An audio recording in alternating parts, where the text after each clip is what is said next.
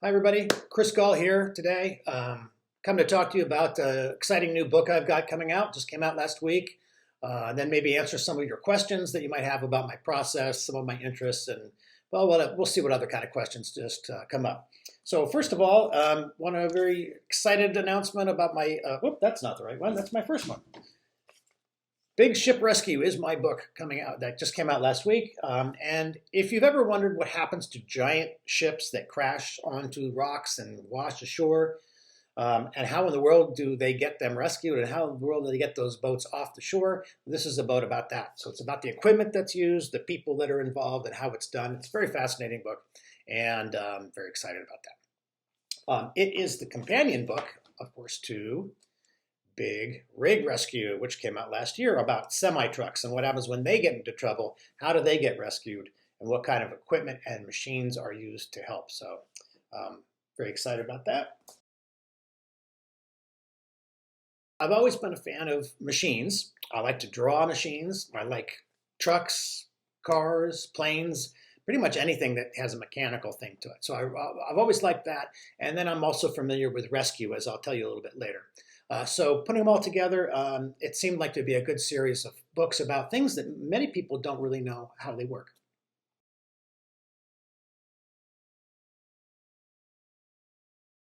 You may not know that I am an active volunteer with my county's search and rescue team.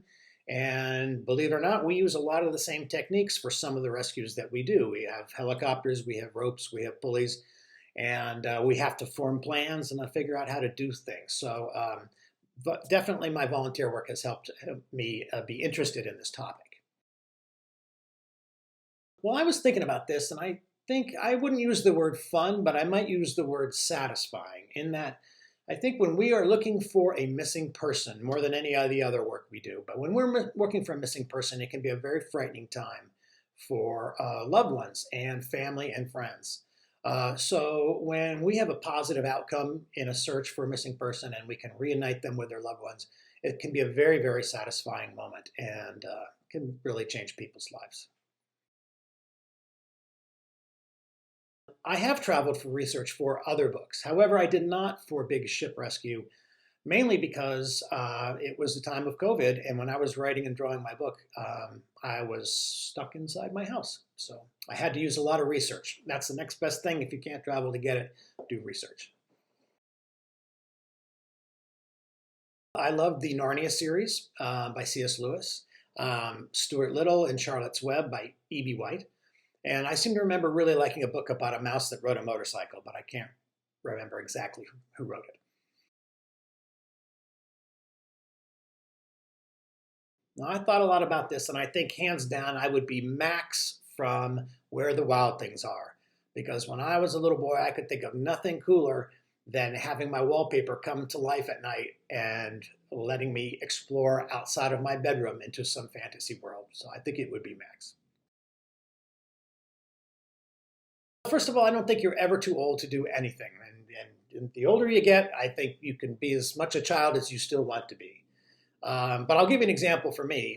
I still actually make models. Now, when I was a little boy, I made lots of models of the cars, airplanes, all kinds of things like that out of plastic. And you glue them together.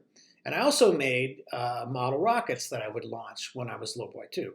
So I still do both of those things when I have time, and I still make rockets. In fact, if you look over here, you might actually see one of my rockets, and that is a Saturn V, just so you know, Apollo 11.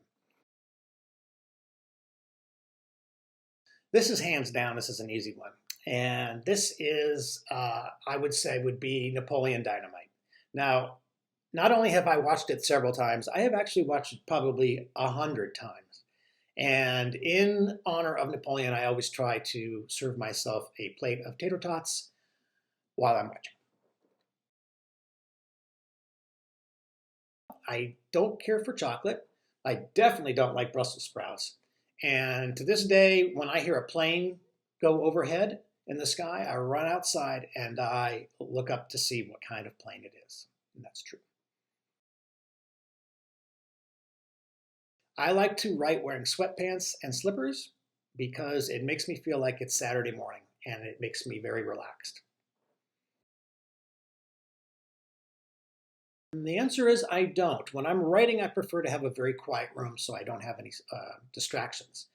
Um, so I don't. But while I'm drawing my pictures, I definitely can listen to music, can listen to jazz, listen to NPR and the news, and I can even have the TV on in the back, and it doesn't seem to bother me at all. Kind of keeps me company.